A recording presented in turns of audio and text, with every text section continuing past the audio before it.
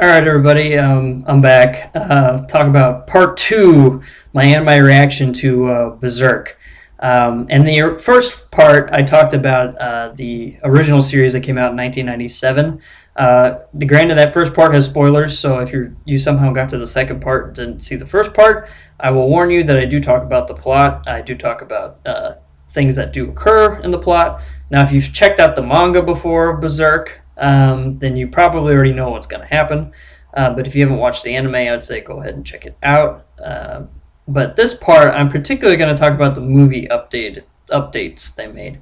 Back in, I'd say a few years ago, 2010, 2009, they basically decided, a company I think called Studio 4 Degrees C or something to that extent, produced a new version of Berserk.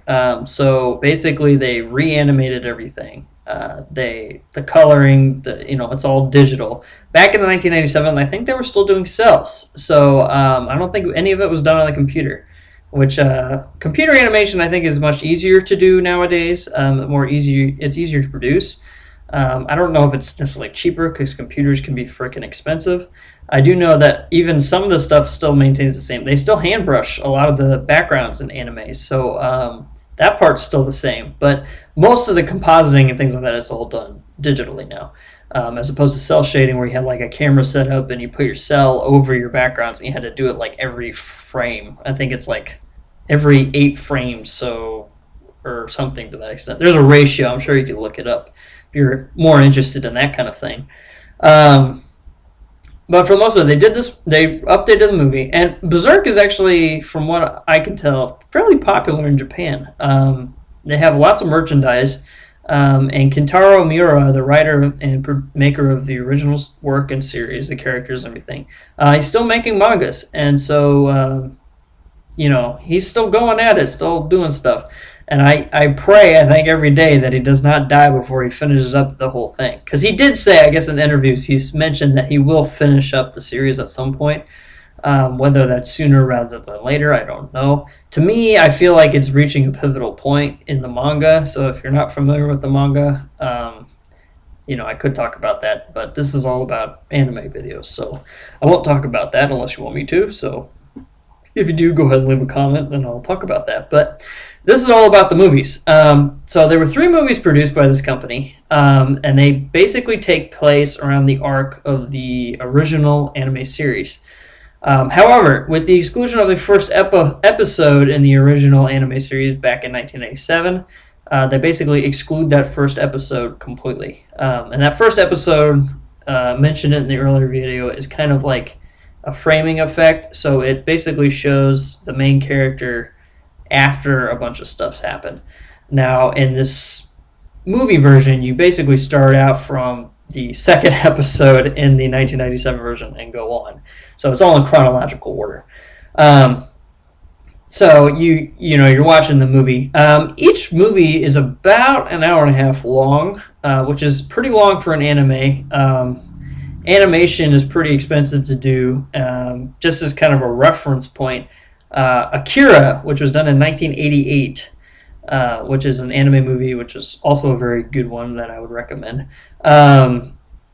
It was like 2 hours long, and I heard it cost $1 million, and that was back in 1988. So that's when Japan was really making a ton of money, but that's still $1 million for making an animation. It's pretty amazing. Now, that one still stacks up today, but anyway, get back to my point. Talking about Berserk. Anyway, the first one, I can't remember, Egg of the King, I think it's what it's called. But it's all part of the Golden Age arc, which is basically the storyline in the manga, which runs from like volume 3 to volume 11, I believe. So it's a good chunk of the series. But it primarily deals with the main character, Guts, again, and I discussed this in the first video, coming into the phrase of the Band of the Hawk. So it follows the same setup as the original series, and it follows the manga pretty well. Now there are little details that they add, like there's our opening battle that makes it more cinematic. which I understand why they did it in a movie. A movie, you have to catch people's eyes, and for general audiences. So if people aren't familiar with it, you have to really, catch their interest. But for people who are pretty loyal to the manga and the storyline itself, it keeps in touch with that a lot. There are a few things like character paths they kind of skim over, which is a little bit different than in the original 1997 series. The original series, again, I mentioned it in that video, but it goes over a lot more of the character development. I think with these 3 movies they made for the more updated version, I think it was more about the plot. I think it was more about seeing this progression. They focus on the main characters, the characters that will kind of continue on through the story, but they, some of the side stuff they skim over quite a bit, and some of it to me was like, I was kind of eager to see how much they had in it, and then some of that stuff I said, okay, I understand why they didn't put it in there, but for me I kind of missed it because it was some stuff they had in the original 1997 series that I thought was really good and kind of explained how characters were thinking, but in the movies they don't really talk about that. The first movie, it goes up to a certain point.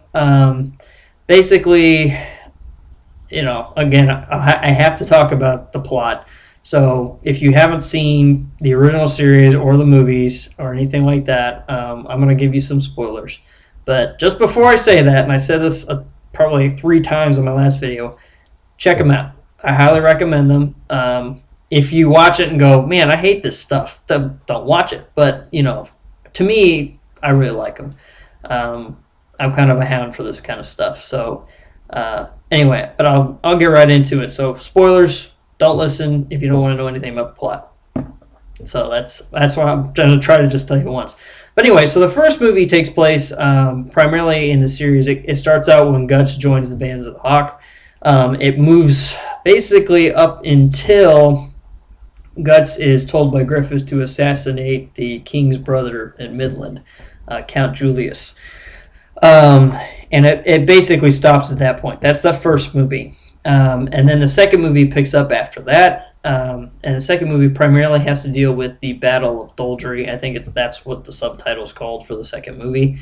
But it also deals with the fact that, Guts rescues Casca, and the 100-Man Slayer, if you're familiar with that much of it, that whole part. But it runs basically from there, the Battle of Doldry, and then it goes to when Guts leaves, when he leaves Griffith's side and leaves the Band of the Hawk to kind of go out on his personal journey to figure out what he's all about.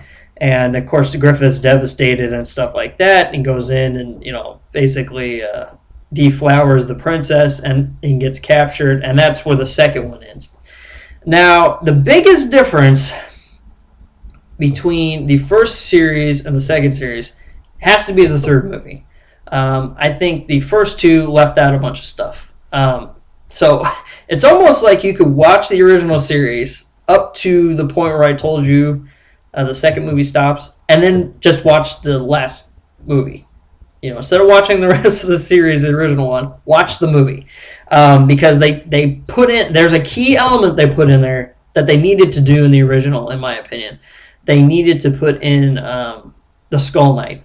And the Skull Knight in the manga is just kind of this weird figure who appears, but he basically fights off these demons called the God Hand. So if you're familiar with the manga, you know who the God Hand is. But the Skull Knight is a very interesting character. He's very supernatural, and they introduce him in the third movie, and he's an integral part because he's the one who goes and saves Casca and Guts when they're during the eclipse, which is when Griffith sacrifices everybody to become Femto, the 5th God Hand, the king of the God Hands. So this demon lord, and and basically Skull Knight's like an adversary of all of them. Like he goes in and tries to kill them. But he rescues Guts and Casca as kind of a consequence of everything. And that's probably the biggest part. that is the biggest change in my opinion, is the introduction of the Skull Knight. Now he's an integral part. He keeps appearing in the manga series even past that point in the anime. So he is by far the biggest part of that that's different.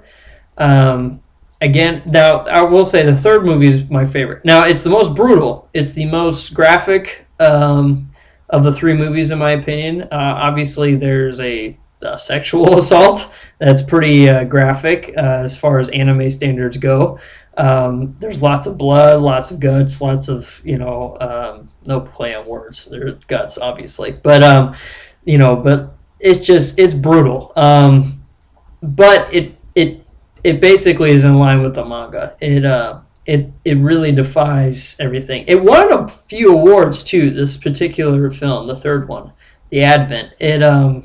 It's very visually stunning. I think it's the longest one of the three too. There are a lot of elements to it, to me, that felt superior to the other two. The first one I felt was probably the weakest, but I think it's just because the plot is the weakest, and when you make that first one, you're not real sure how things are going to go. And so by the third one, I think they figured it out. Now, the one thing that is quite awesome about this is the fact that I have read and I've heard, and apparently it has been confirmed, that they are continuing to make movies of Berserk series. So after all of this, after the eclipse, after Guts loses his eye and his arm and everything else, they're going further. They're going further into the manga series where they haven't gone before, and to me that's great, because some of the best stuff, some of the best parts of the manga are later on, when you get to see Guts kind of start fulfilling his destiny and really just giving it to the frickin' demons and stuff like that. That part, to me, is the most interesting part of it. So at the anime, if you really want to get, you're like, damn it, they kind of still left that taste in your mouth, and you really want to, get into it, go into the manga. Like, dive into it, see if you can get a copy, just start reading. To me, it's great. It's very graphic, very, visceral, but to me, it definitely just lays it all out there for you. And there's lots of social commentaries within the manga too. That's something that's lacking in the movies. You get a little bit more of the politics in the original series, which is one thing I liked about it. But the movie, it skims over a lot of that. There's a lot of elements with the politics in the court that are not in the movies, and I understand why they didn't do that. However, I do kind of wish they did, because it does play an important part, and it kind of shows more characterization. So, to kind of wrap this up and define the two series separately, the original series is definitely more character driven. Apparently, a lot of people, even on their they say best animes and stuff like that, Berserk's pretty high up there for character development. I will say, these characters, you love these characters, and you hate to see what happens to them by the end of the series. And the original series, and I forgot to mention this in the other video, is 26 episodes long. Now with the movies, there's 3 movies, like I said, and they're about an hour and a half each. So, do the math. That's what? I'm not good at math. So, quite a few hours of, watching time.